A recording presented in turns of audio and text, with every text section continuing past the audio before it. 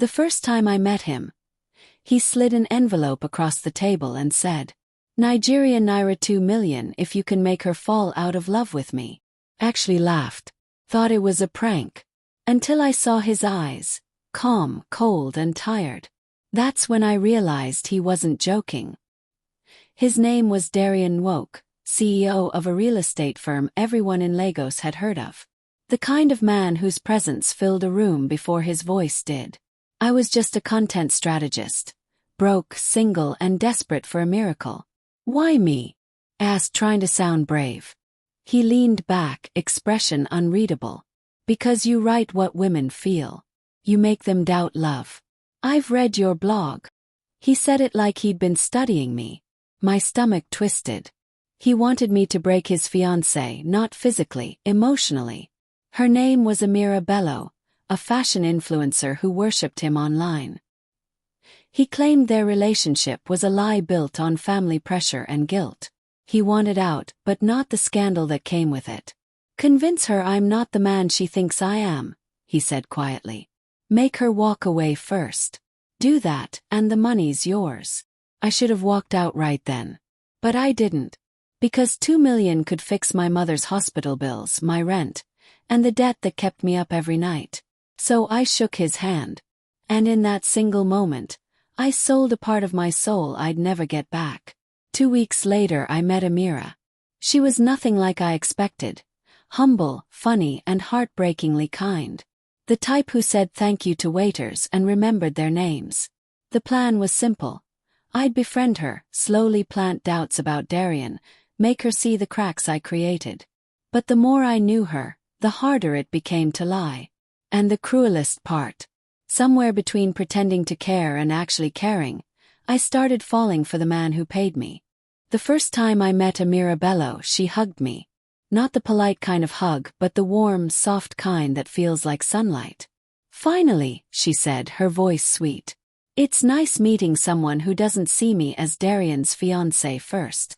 Her words stung harder than I expected. I smiled, pretending not to notice the ache in my chest. Darian had arranged everything. He'd recommended me to her as a brand strategist for her fashion page. That was my cover. My job was to work close, earn trust, and gently undo the fantasy she'd built around him. And she trusted me faster than I could keep up. She told me about her sleepless nights, how she was trying to be the perfect woman for him. She showed me their engagement photos, all gold light matching smiles and lies. But when I asked her what she loved about him, she hesitated. "He feels distant lately," she murmured. "Like he's already somewhere else." I bit my tongue. I knew where he was, sitting in his glass office, watching everything fall neatly into his control. A week later, Darian called. "Progress." His voice was smooth, dangerous, like silk stretched over a blade. "She trusts me," I said quietly. "Good. Make her doubt me." I hated that he said it so easily, like we were playing chess with someone's heart. But when I met him again to deliver updates, something changed. He wasn't in his usual suit. Just a plain black t-shirt, sleeves rolled up, revealing scars I hadn't noticed before. "Why are you really doing this?" I asked. He looked at me for a long time before answering. "Because love doesn't always mean peace. Sometimes it's a prison." There was pain in his voice, raw, heavy. For a second I forgot he was the villain. That night, Amira sent me a voice note, crying softly. "He didn't come home again. Maybe I'm just not enough." I wanted to tell her everything, that he paid me, that she was being played. But instead I typed the cruelest lie of all. "Maybe you should start seeing who he really is." And when she replied, "Thank you for being honest with me," I realized the truth. I wasn't breaking her heart anymore. I was breaking mine. I didn't plan to see him again so soon. But fate, or guilt, has a cruel sense of timing. Amira called that morning, voice trembling. "He cancelled our trip to Zanzibar. Said he's too busy." She tried to sound fine, but I could hear her heart cracking. After the call, I went straight to Darian's office. I told myself it was for work, to update him. But deep down, I wanted to see his face when I told him what he'd done to her. His secretary tried to stop me, but he heard my voice and said, "Let her in." When I entered, he was staring out the window, jacket off, tie loose, like a man fighting invisible battles. "You're breaking her," I snapped. He turned slowly. "That's the point." Something inside me snapped. "You're sick, Darian." He stepped closer, too close, and whispered, "You think I don't hate myself for it?" The words froze me. His eyes weren't cold this time. They were glassy, trembling with a truth he hadn't said before. "She's in love with someone who doesn't exist," he murmured. "The man she loves is an image. And I'm tired of being a lie." For a moment we just stared at each other. The room felt smaller. His scent, expensive, masculine, filled the silence. Then he reached for the envelope I thought he'd forgotten. Opened it. Half of the money was gone. He slid it toward me again. "Keep the rest," he said quietly. "But don't come back." I should have left. I wanted to. But something made me stay. Maybe the guilt, maybe the pain in his eyes. Or maybe it was because I was starting to see the man behind the mask. That night, I deleted Amira's messages without replying. For the first time, I wasn't sure whose heart I was trying to protect, hers or mine. For days, I tried to stay away. But guilt has a way of finding your address and knocking until you answer. Amira stopped posting. No videos, no fashion reels, no "good morning, darlings." Her silence filled the internet like grief. And though Darian had told me to stay away, his name wouldn't leave my mind. So when I found myself standing outside his office again 3 nights later, I didn't even know why. The lights were off except for the faint glow of his desk lamp. He was still there, sleeves rolled up, jacket gone, a glass of whiskey in his hand. "You don't listen very well," he said softly, not looking up. "I came to return this." I placed the envelope on his desk. "I can't take your money." He finally met my eyes. For a heartbeat, no one spoke. Then he stood and walked toward me. Low, controlled, dangerous. "So why are you really here?" My breath caught. I hated how his presence made my pulse betray me. "I wanted to understand," I whispered. "Why her? Why me?" He smiled faintly, but it wasn't mockery, it was exhaustion. "Because you see people. You don't pretend." I wanted to believe that was true, but I couldn't. Not when I'd built my friendship with Amira on a lie. Then he said something that made my knees weaken. "You make me remember who I was before I became this." His voice cracked on that last word. For a man like Darian, vulnerability was war. And I was standing too close to the battlefield. He reached for the glass, hesitated, then offered it to me. Our fingers brushed. Electricity. Silence. "You shouldn't be here," he whispered. "I know," I breathed. But neither of us moved. Somewhere between guilt and truth, between her love and his pain, something began that night. Something we both knew we'd regret but couldn't stop. Started with thunder. Rain against glass. Silence that hummed between 2 people who had run out of excuses. Darian was still by the window, staring into the storm like it was safer than looking at me. I stood in the doorway, clutching the same envelope I swore I'd returned days ago. "You shouldn't have come back," he said, voice low. "I know." My words barely left my lips. "But I couldn't stop thinking about you." He turned then, slowly, and the way he looked at me made my chest tighten. Gone was the cold, calculated man who'd hired me. In his place stood someone wounded, human, lonely. "You think I don't see the monster I've become," he murmured. "You think I don't know what I asked of you." His voice cracked, raw with guilt. And before I could answer, he stepped closer, until I could feel the warmth of his breath, the weight of his silence. My heart thudded. "Darian!" He stopped an inch away. His hand hovered near my cheek, trembling, as though touching me would damn us both. "Tell me to stop," he whispered. But I didn't.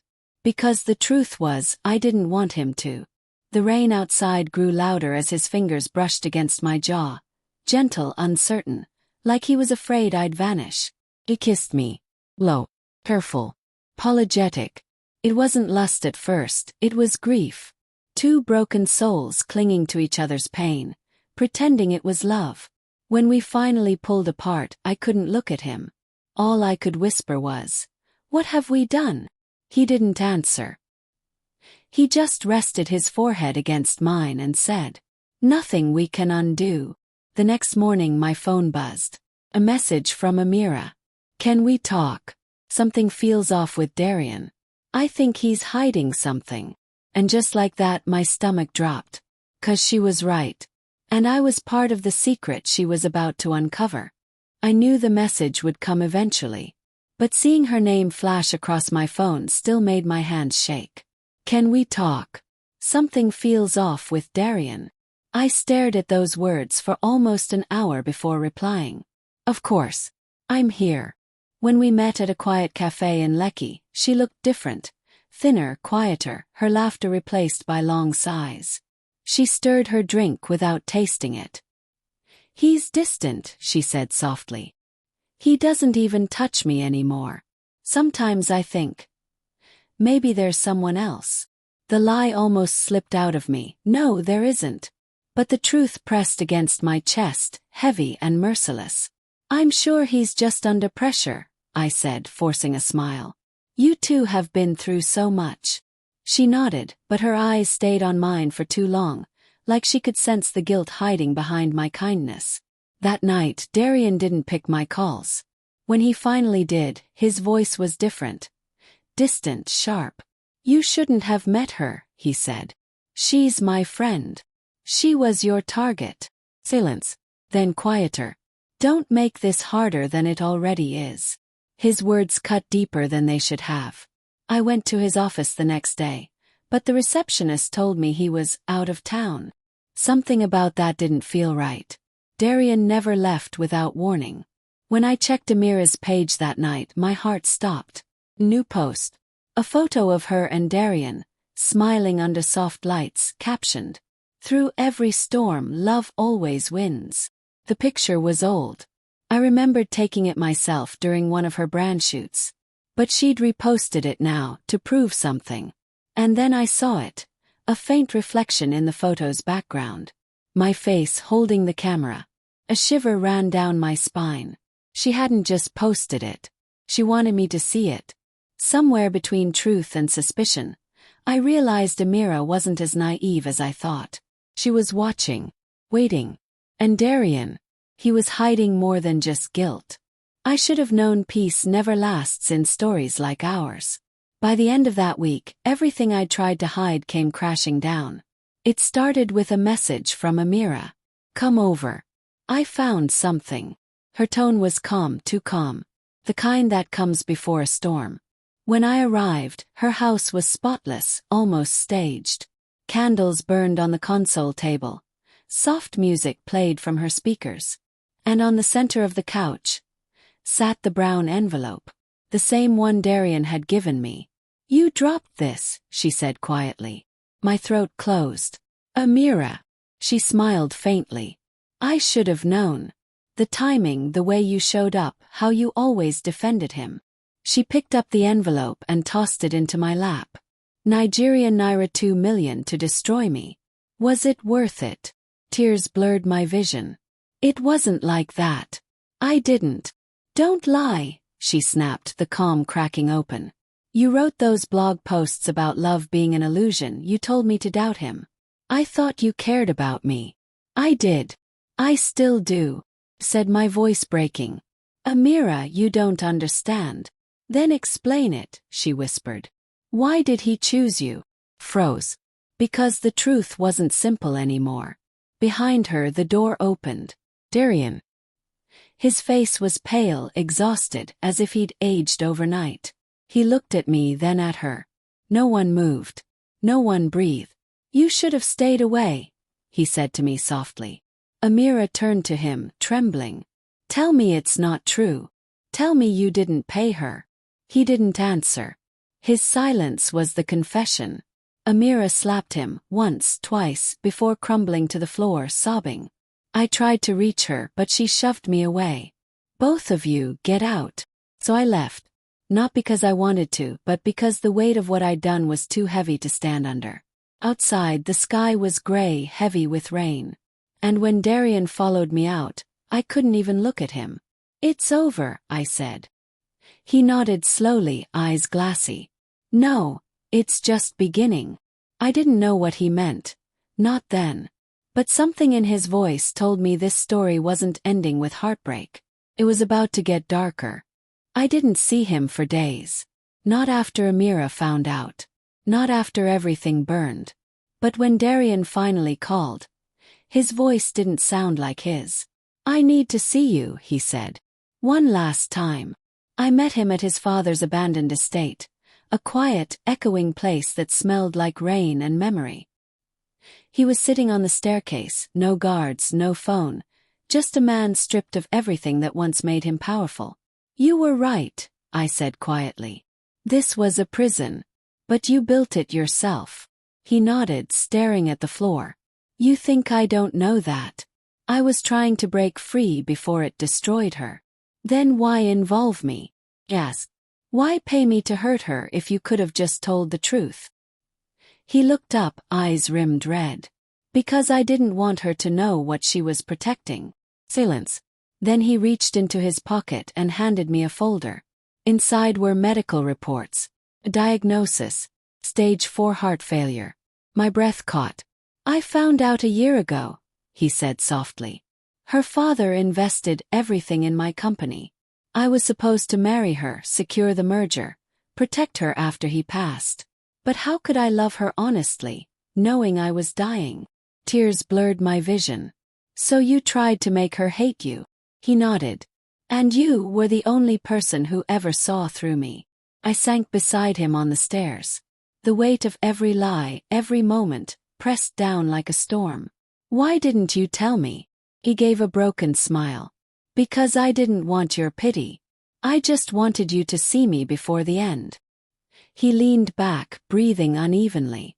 His hand brushed mine, cold, trembling. "Tell her I'm sorry," he whispered. "Tell her I loved her in my own wrong way." When I looked up again, his eyes were closed. The rain outside began to fall harder, as if the sky itself mourned the man who'd tried to buy freedom from love and found peace instead. Weeks later, Amira reopened her page. Her first post wasn't about fashion or fame. It was a single quote from one of my old blog entries. "Sometimes the cruelest thing love can do is stay."